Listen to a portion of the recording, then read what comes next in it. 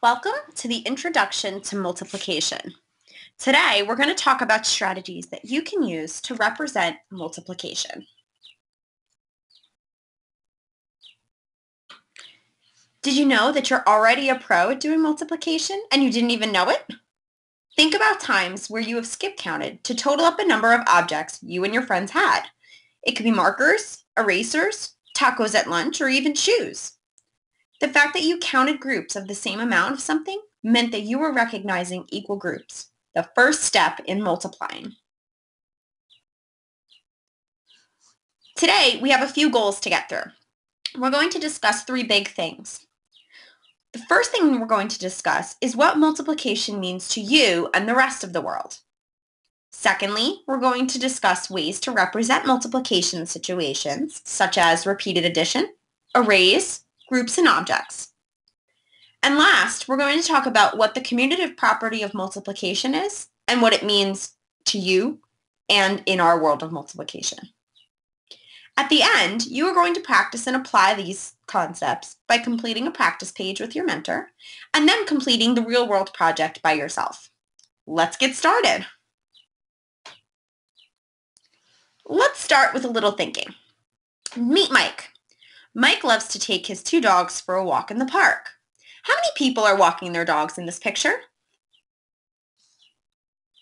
Just one, Mike. How many dogs does Mike walk?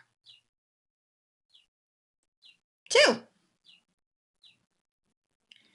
When Mike arrives at the park, he meets two more dog owners walking their dogs. How many dogs are there in the park? Well, let's consider two questions before moving on. How many people are walking their dogs? And how many dogs is each person walking? You might want to pause here just to take a little time to discuss with your mentor and count up in the picture. Did you say three people? Mike's trip to the park shows us that there are three dog owners walking two dogs each. How many dogs are in the park altogether? Well, I see two dogs plus two dogs plus two dogs, meaning Mike has two dogs, the little girl has two dogs, and the man has two dogs, which means there are 6 dogs altogether. The park has 6 dogs in it. You'll realize that when we multiply, we end up using equal groups, just like the groups of dogs that each of these dog owners has. So what should multiplication mean to you? When we look at the word multiplication, we see a familiar word. Multiply. It means to get bigger in number or quantity. So when we talk about multiplication, we're talking about the operation that causes numbers or quantities to become bigger or increase. So let's talk about the big rule before moving on. Multiplication cannot happen if the groups you are working with are not equal. Otherwise, you're just adding different amounts of objects, and there is no reason for you to learn multiplication. So let's take a look at the first set of dog owners. We're going to think about Mike again. If he met up with other dog owners that had different amounts of dogs, we would have had to add those amounts together. 2 dogs for Mike, 1 dog for the little girl, and 1 dog for the man. Well, I can't multiply here because the groups aren't equal. It's not going to happen. But we can use multiplication in our second set of pictures because the owners had 2 dogs and we saw that amount of dogs 3 times, meaning Mike had a set of 2 dogs, the little girl had a set of 2 dogs, and the man had a set of 2 dogs. We can multiply here because each dog owner has the same amount of dogs.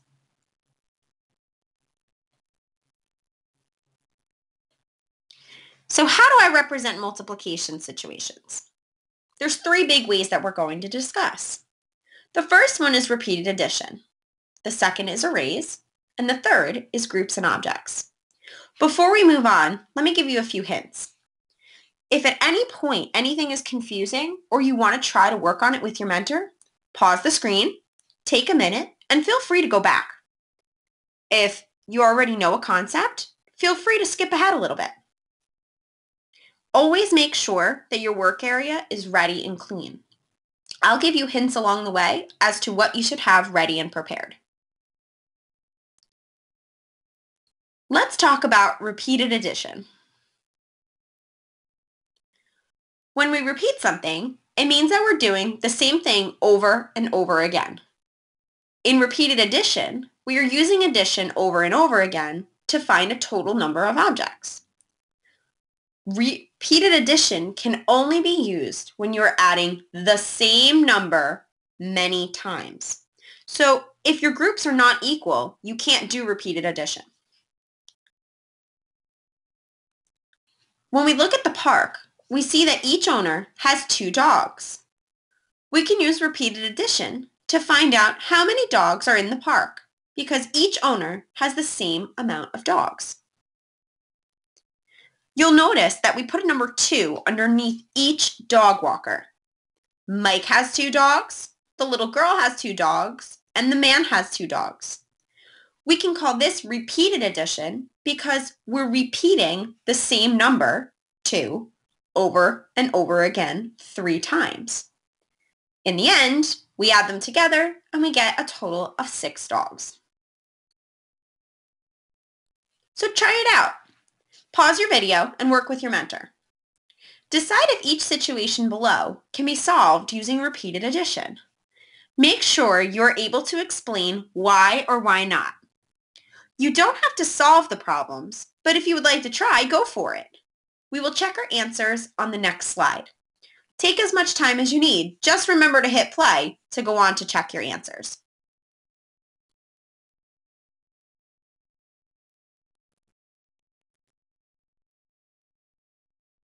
Let's check it out. Number 1, no way we can't use repeated addition. Each friend had a different amount of balloons. Remember, you can only use repeated addition if you are adding the same number repeatedly.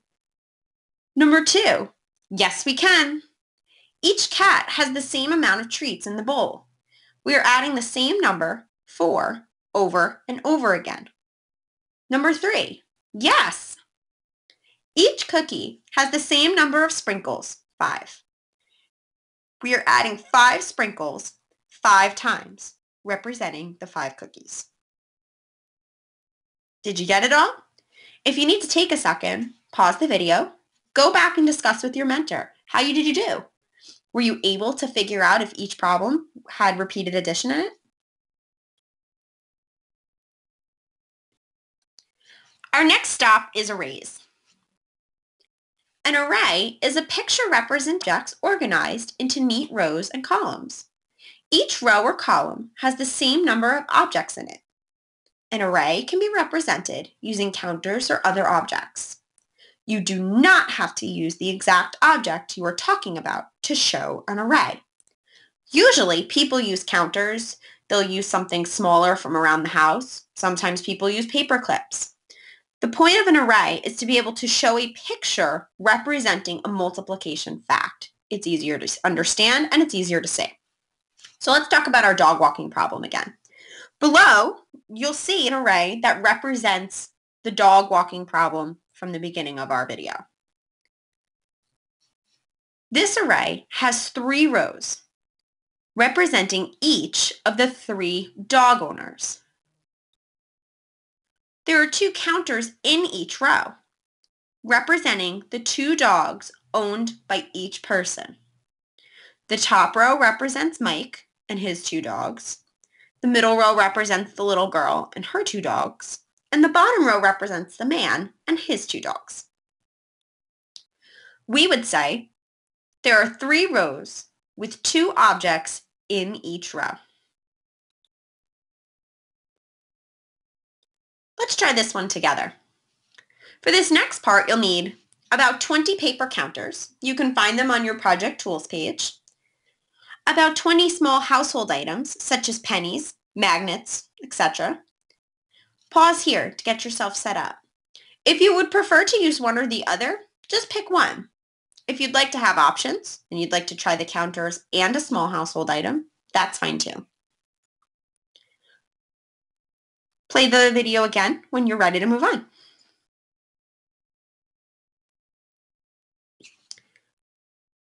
First, work with your mentor to make sure your work area looks like the work area on your screen. Pause your video for discussion time. When you hear me tell you to pause again, that's when you can hit pause and work with your mentor. We're going to discuss the following questions. We'll catch up on the next slide. Number 1, what do you notice about the organization of the counters? Number 2, how many rows do you see? Number 3, how many counters are in each row? And number 4, what might this look like as repeated addition? How about multiplication? That's the challenge. Pause here, discuss with your mentor. See you on the next slide.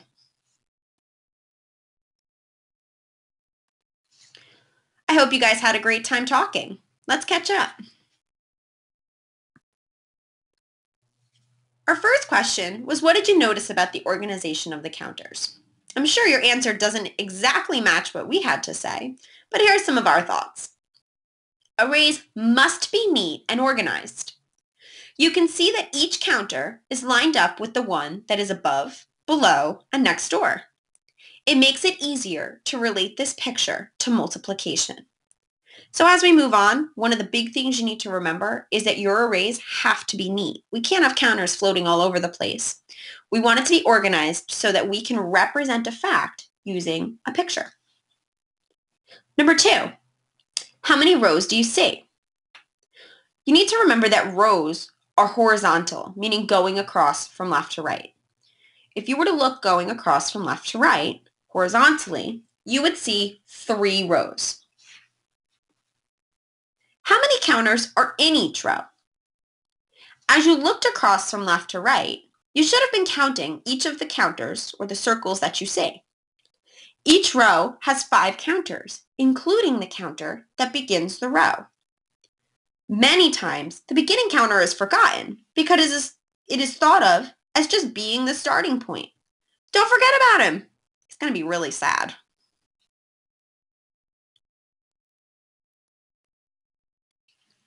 The last and final challenge question. Let's kick it up a notch.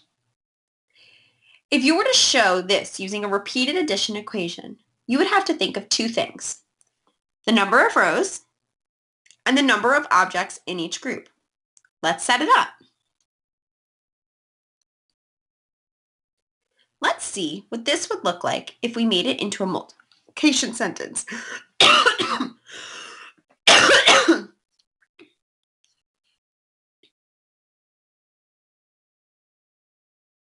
Let's see what this would look like if we made it into a multiplication sentence.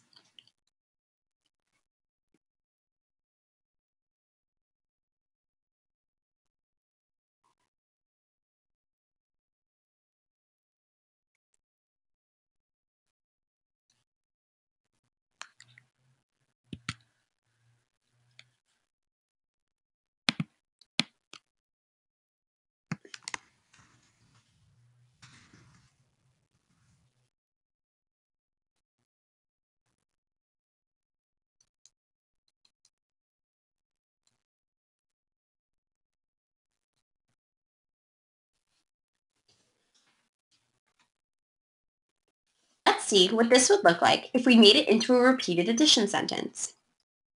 We're going to lay out 3 spots. Each of those spots represents the 3 rows of counters. We leave a spot after the equal sign because we want to know how many counters we used in all. Since the first row had 5 counters in it, I'm going to put a 5 in that space. The second row had 5 counters as well, so I'm going to put a 5 there too. The third row had 5 counters, so I'm going to put a 5 there too. When I add up 5 plus 5 plus 5, or even do a little skip counting, I end up getting a total of 15 counters.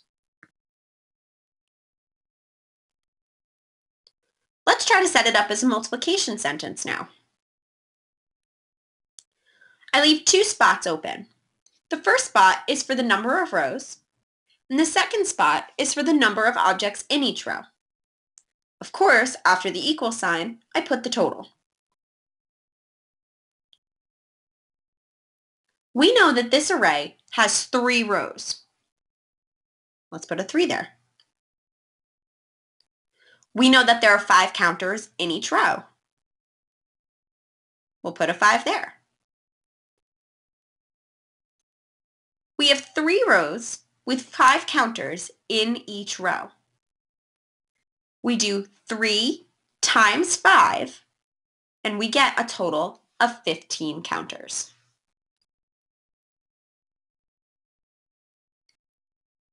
Let's compare it to our repeated addition sentence. 3 rows, meaning the 3 spaces that we have. 5 objects in each row. We put a 5 in each of those spots. In one, we add them together. In the other, we multiply. You might want to pause here and go through those slides just one more time with your mentor. Ask any questions that you have. If you want to watch it again, go for it. You're more than welcome to work along with the video in any point. It's time for you and your mentor to try it out. Pause your video and work with your mentor. Using counters to help you, build each array. Then, write down how you would represent each one using repeated addition and multiplication. This might be a good place to go back and review the video that we just watched. We will check your answers on the next slide. Stay paused so you give yourself plenty of time to work and discuss with your mentor. You can access a recording sheet through the Project Tools page or just make your own.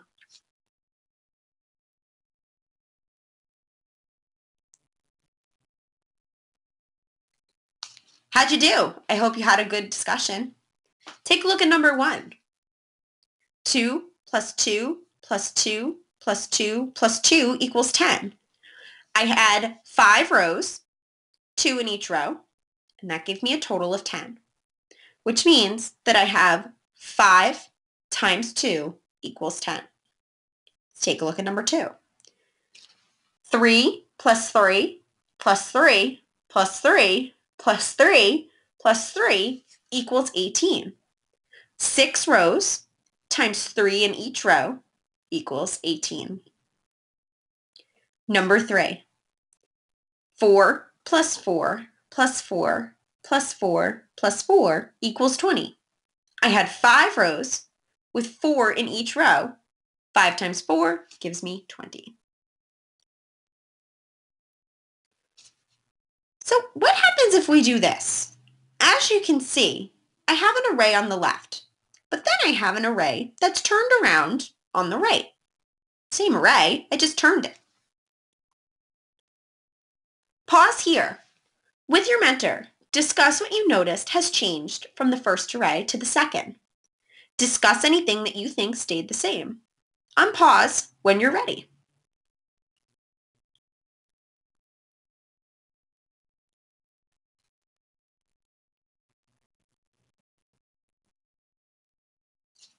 Welcome back. So let's talk about what's different. The second array has 3 rows with 6 counters in each row. This is different from the first array because that one had 6 rows with 3 counters in each. But there's a really big similarity. The total number of counters in the array did not change. If you counted them up, you'd realize that the left one has 18 counters and the right one has 18 counters. What does this mean? We call this the commutative property. This mathematical property or rule means if you switch the number of rows with the number of objects in each row, the total number of objects in the array will stay the same. In the first array, we had a total of 6 rows. We had 3 in each row. But when we made the second array, we switched the 6 rows with the 3. And we switched the 3 in each row with the 6. This property works because you're not adding any counters or taking any out, even though you're switching what each number in the multiplication sentence represents. In the first array, 6 rows times 3 counters in each row equals 18.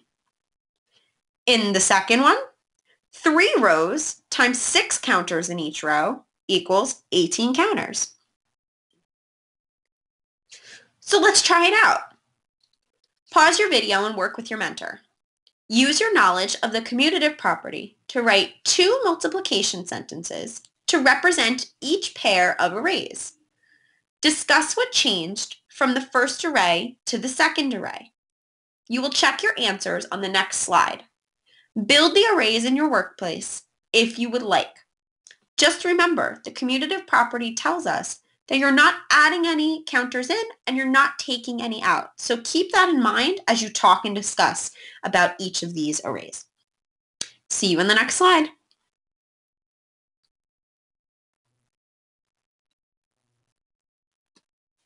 Welcome back.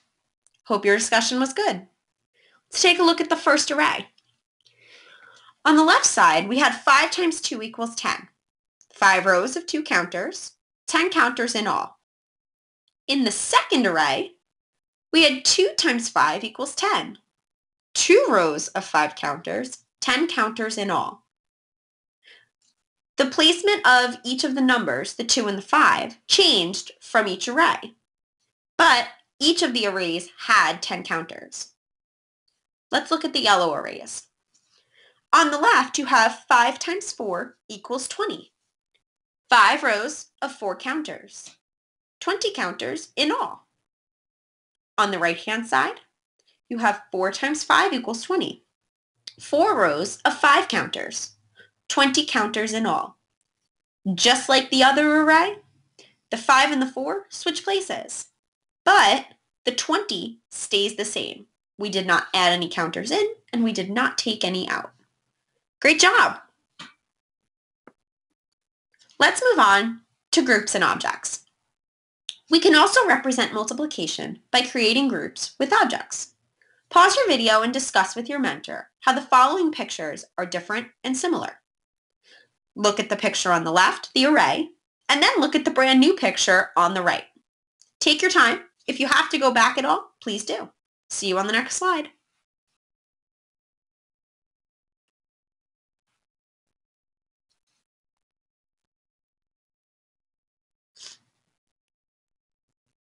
The picture on the left shows 10 counters arranged in 5 rows, with 2 counters in each row.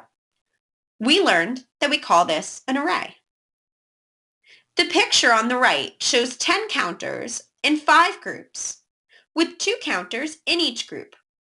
Both pictures show 10 counters. They just happen to look a little different. We're going to try this together. For this activity, you'll need 15 counters or household items, whichever you prefer, a piece of blank paper with a pencil, or a whiteboard with a dry erase marker, if paper is not available or if you prefer this way. Pause the video and get set up.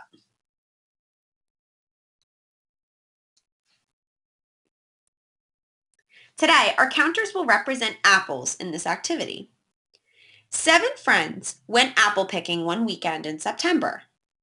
We're going to represent each friend with a circle on our paper. You can pause to set this up after we see the circles.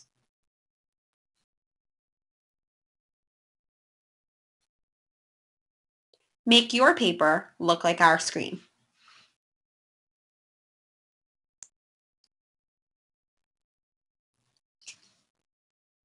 The 7 friends went apple picking that one weekend in September, and each friend picked 2 apples from the trees.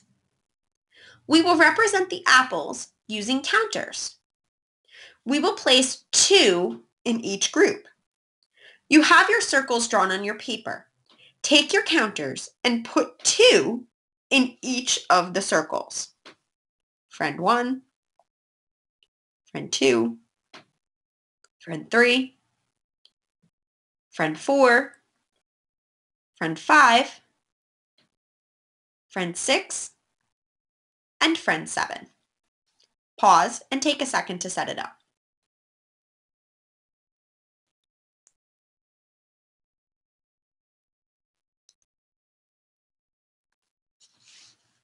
How many apples did the friends pick all together?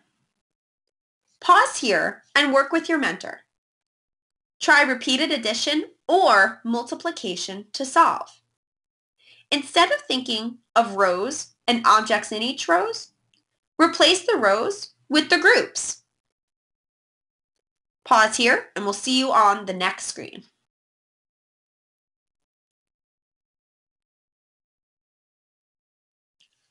Welcome back. Repeated addition would look something like this. I have 7 groups and I have 2 in each group, meaning 7 friends and 2 apples for each friend.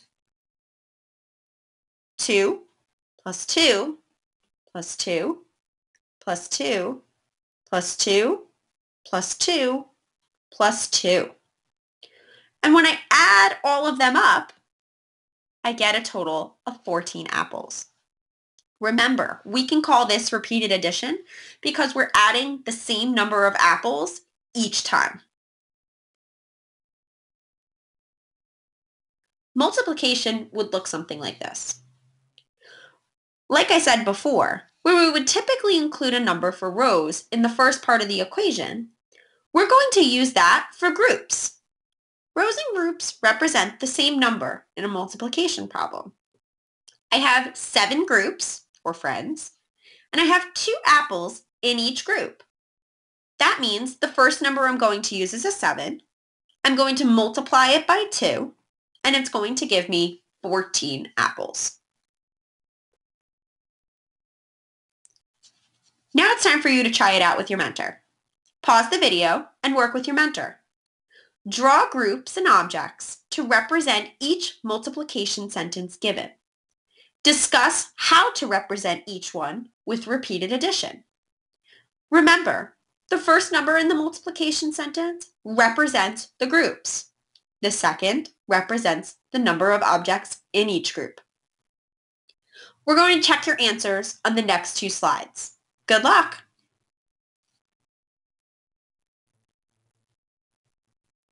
So let's check it out. Do your groups match up? Do your objects match up? Were you able to do repeated addition?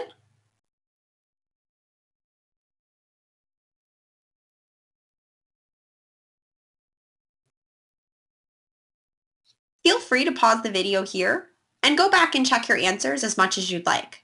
Take time to discuss with your mentor something that confused you, something that you thought you did really well.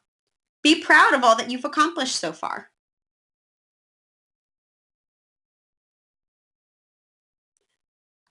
Let's recap for the day. Today, you learned some really big things. You learned how to define multiplication and what it meant to you.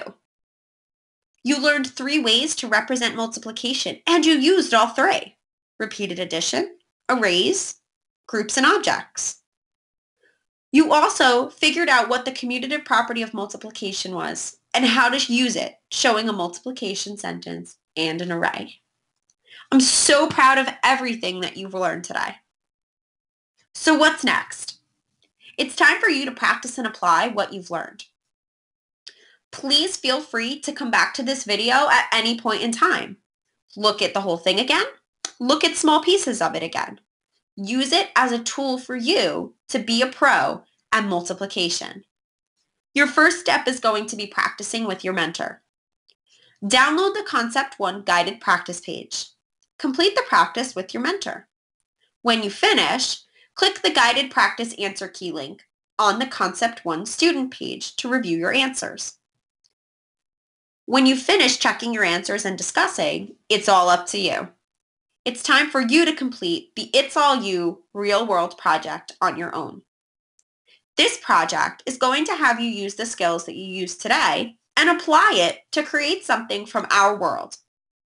When you complete the project, you and your mentor will review your work using the real-world project rubric. That can be downloaded from the Project Tools page.